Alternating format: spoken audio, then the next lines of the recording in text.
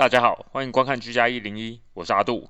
好久没有做维修的视频了，因为我都是以现有的素材来做视频。我最开始做视频也是因为我的烘干机坏掉，我在维修时顺便录了下来，所以才开始做视频。所以如果没有遇到就做不了。不过我应该庆幸没有经常遇到问题，不然东西经常坏掉我反而头疼。今天我们要来修理这个上开式洗衣机，它现在不管你做什么操作，这个 lock 的灯会一直闪，然后什么都不会发生。这代表洗衣机认为盖子没盖，所以启动不了。洗衣机盖子上有个插槽，插上下面的插孔，插孔里面有一个传感器来确认盖子有没有盖好。所以要么传感器坏了，要么控制面板出问题，以为传感器认为盖子没关。控制面板出问题的几率比较小，基本上应该就是传感器坏了。今天我们就来解决这个问题。要打开这个洗衣机，你需要螺丝起子，它需要新型的起子头，不过有时候六角形大小差不多的也可以。记得拔掉插头，不然可能会触电。洗衣机有点重，最好有2个人帮忙挪动。那我们就开始吧。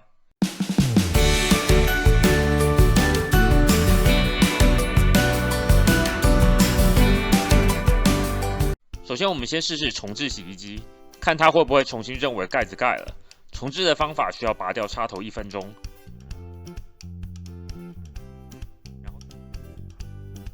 然后接上电源。你会听到一系列电路的声音，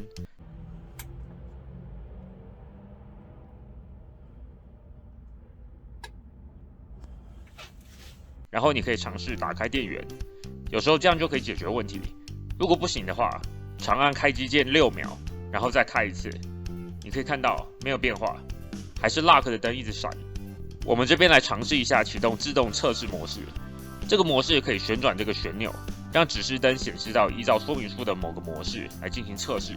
进入自动测试模式的方法是逆时钟旋转这个旋钮360度，然后顺时钟3个刻度，逆时钟1个刻度。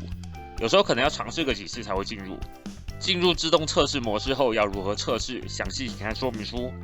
不过你可以看到，它就是卡在这个 lock。如果进入自动测试模式要离开的话，就长按开机键6秒就好。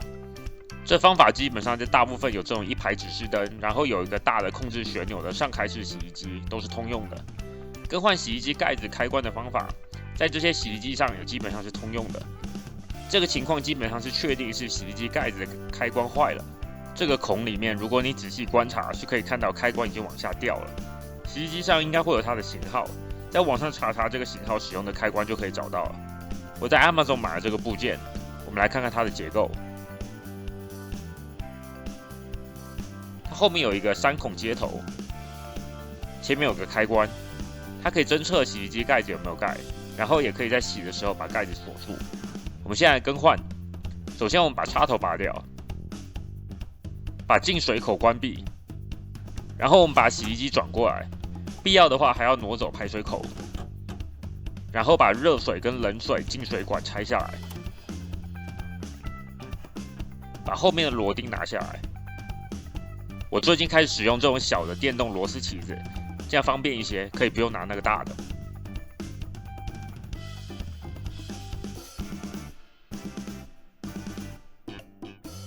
下螺钉后，控制面板后面的金属板就可以拿下来了。拿下来后，这个小的3孔插槽就是我们之前看到那个部件上那个，按下接头上的扣环就可以拔下来。中间还有个固定扣环，拔不出来的话就用尖嘴钳拔。然后这个环的夹子压一下就可以把它拿下来了。这样我们就可以从前面把这条线拿出去。我们回到前面，把这个上面的部分往前拉。这样盖子就可以往上抬起来打开。这个盖子上有些钩子，如果打不开，就要稍微挪动一下就可以打开了。这后面有2个插槽，插到这2个孔里，不过它并没有办法完全固定住，所以还是要找东西靠一下。打开后，我们看到这个开关已经完全掉下来了，而且已经有一点解体了。我们把这条线拿出来，这线只是用一些铁环扣住，稍微抠一下就可以拿出来了。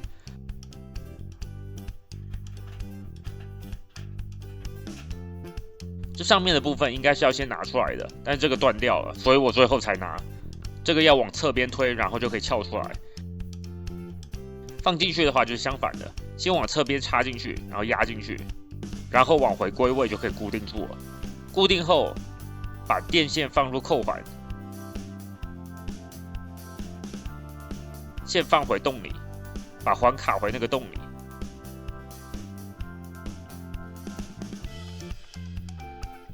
把3孔的插槽插进去，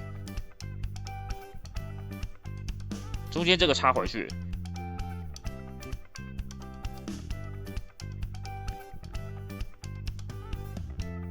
现在我们先插上电线，测试看看。我每次维修都会在完全装回去前先测试一下，不然完全装回去后，如果发现哪里出了问题，又要完全拆开就会很麻烦，所以已经算是一种必备的习惯了。测试时，洗衣机盖子记得盖上，或是把开关压进去。有时候第一次启动是需要盖子关上的状态，不然会失败。我们可以看到 lock 的红灯不见了，就代表问题解决了。所以我们就把控制面板后面的铁片装回去。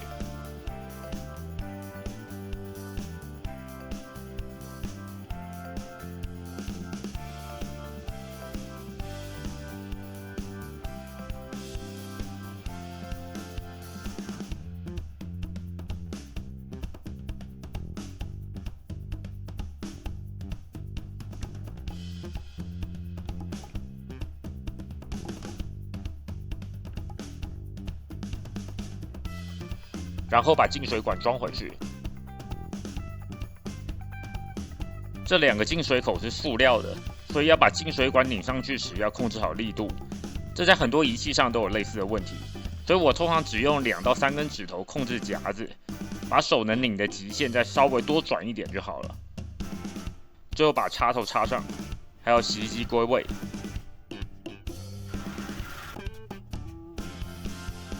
把排水管放回去。然后把进水口打开，